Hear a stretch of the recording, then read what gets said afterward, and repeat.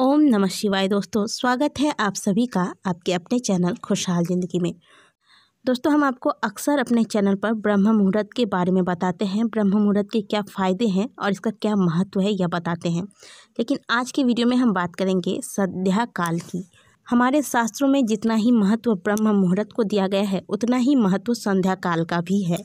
ऐसी मान्यता है कि संध्या काल में घरों में माँ लक्ष्मी का आगमन होता है। इसीलिए माँ लक्ष्मी के स्वागत में संध्या से पहले ही घर में झाड़ू लगाकर घर को साफ किया जाता है। साथ ही शाम के वक्त दिया प्रज्वलित किया जाता है। घर के आंगन में, घर के मुख्य द्वार पर और पूजा स्थान पर दिया इत्यादि लगाया जाता है।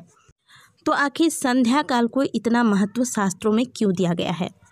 क्यों संध्या काल में कुछ कार्य करना वर्जित है? अगर आप यह कार्य करते हैं तो आपको दरिद्रता का सामना करना पड़ सकता है।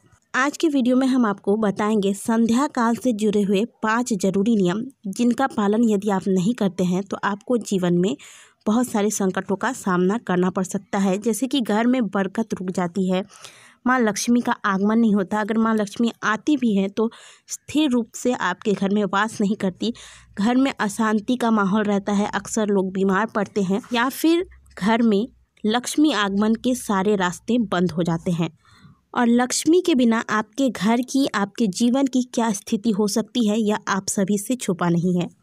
और माँ लक्ष्मी के लिए तो हम सब आरती में गाते भी हैं कि तुम बिन यज्ञ न होता, वस्त्र न मिल पाता, खान पान का वैभव सब तुमसे आता।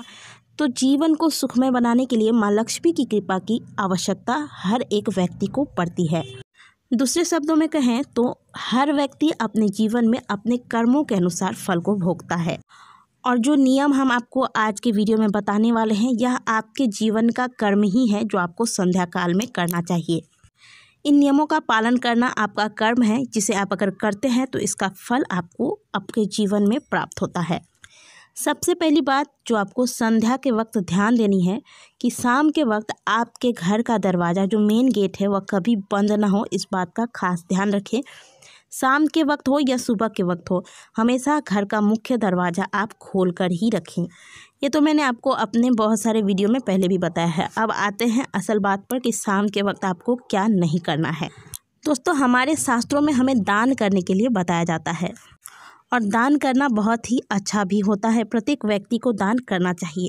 लेकिन यदि शाम के वक्त जब आप संध्या आरती के लिए जा रहे हैं या फिर आपके घर में दीपक जल रहा है, यानी कि कुल मिला के कहें तो सूर्यास्त के वक्त दूध, दही, हल्दी, चावल, नगद पैसे और नमक, इनमें से अगर कोई भी चीज़ मांगने के लिए आता है, वैसे तो सूर्यास्त के वक्त कभी भी कोई भी चीज़ देन लेन नहीं करनी चाहिए, लेकिन ख़ास तौर पर यदि ये सारी चीज़ें आपसे कोई मांगने आता है तो आप उसे उस वक्त ना दें। भले आप यह समय बीत जाने के बाद रात के वक्त अगर कोई ज़रूरतमंद है, उसे चाहिए, तो आप ये चीज़ें दे सकते हैं। लेकिन इस वक्त आप, जब आपके घर में दिया जल रहा हो, सूर्यास्त के वक्त, आप ये चीज़ें दान में किसी को भी ना दें या फिर ऐसे भी कर्ज के तौर पर भी ना दें।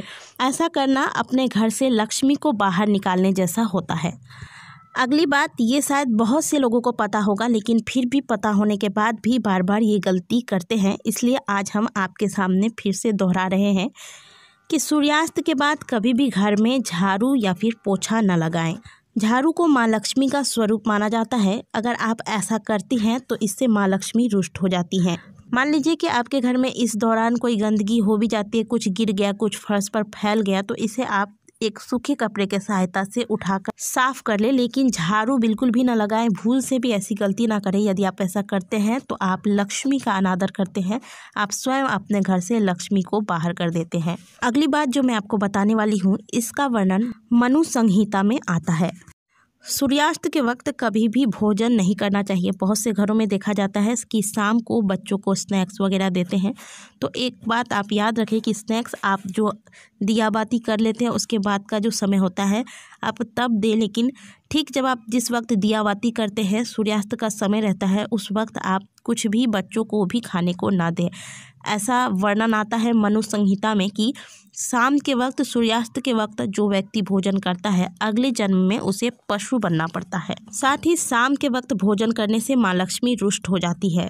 साथ ही कभी भी सूर्यास्त के वक्त किसी भी व्यक्ति को सोना नहीं चाहिए, चाहे वह बच्चा हो या बुजुर्ग हो या फिर कोई बीमार हो। अगर बीमार भी है तो वह बिस्तर से उठकर थोड़ी देर बैठें, ऐसा कोशिश करें। आपने बड़े बुजुर्गों को भी कहते हुए सुना होगा कि कोई बच्चा शाम को सो जाता है तो वो माँ को बोलते हैं कि शाम के वक्त बच्चों को नहीं सुलाना चाहिए। इसके पीछे वजह ये होता है कि शाम के वक्त जो बच्चे सोते हैं या फिर कोई भी व्यक्ति सोता है तो उसे पेट संबंधी बहुत सारी समस्याओं का सामना करना पड़ सकता है, साथ ही माँ लक्ष्मी रुष्ट हो जाती हैं। हमारे शास्त्रों में शाम के वक्त अध्ययन करने के लिए भी मना किया जाता है। अध्ययन करने का जो सबसे सही समय होता है वह ब्रह्म मुहूर्त में। यदि आप कोई भी चीज़ अध्ययन करते हैं, याद करते हैं तो वह चीज़ आपको जल्दी समझ में आती है। लेकिन सूर्यास्त का जो समय होता है वह केवल और केवल ध्यान और साधना का होता है। इस वक्त शास्त्रों में पढ़ाई करने के लिए मना किया जाता है। शाम के वक्त प्रतिदिन हो सके तो घर में धूप जलाएं। इससे घर में शुभता आती है, नकारात्मक शक्तियाँ शांत होती हैं।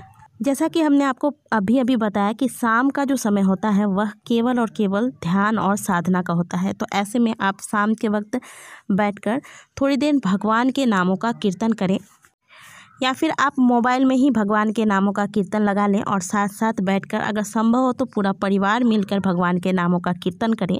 और अगर परिवार में सभी नहीं हैं, अगर सम्मिलित नहीं हो पाते हैं तो आप घर की जो गृहिणी है स्वयं ये कार्य अवश्य करें, क्योंकि जब घर की गृहिणी कोई भी कार्य करती है तो उसका फल पूरे परिवार को प्राप्त हो जाता है। इसके अलावा कभी भी शाम के वक्त जब सूर्यास्त हो रहा हो उस वक्त सिलाई बुनाई का कार्य नहीं करना चाहिए। शाम के वक्त आपके घर में जूठे बर्तन ना पड़े हों, इस बात का भी आप विशेष ध्यान रखें। साथ ही घर के मुख्य दरवाजे पर चप्पल जूते का भीड़ ना हो, इसका भी खास ध्यान रखें, क्योंकि घर के मुख्य द्वार से ही माँ लक्ष्मी का आगमन होता है और जब आप इस स्थान को साफ और पवित्र रखते हैं तो तभी माँ लक्ष्मी आपके घर में प्रवेश करती हैं। तो दोस्तों, शाम के वक्त इन विशेष बातों का ध्यान आप अवश्य रखें, जिससे आपको माँ लक्ष्मी की विशेष कृपा की प्राप्ति हो। आशा करते हैं कि आज की दी गई जानकारी आपको अच्छी लगी हो। वीडियो अच्छी लगी है तो वीडियो को लाइक करें, कमेंट बॉक्स में हर हर महादेव अवश्य लिखें। मिलते हैं अगले वीडियो में, तब तक के लिए ओम नमः शिवाय, हर हर महादेव।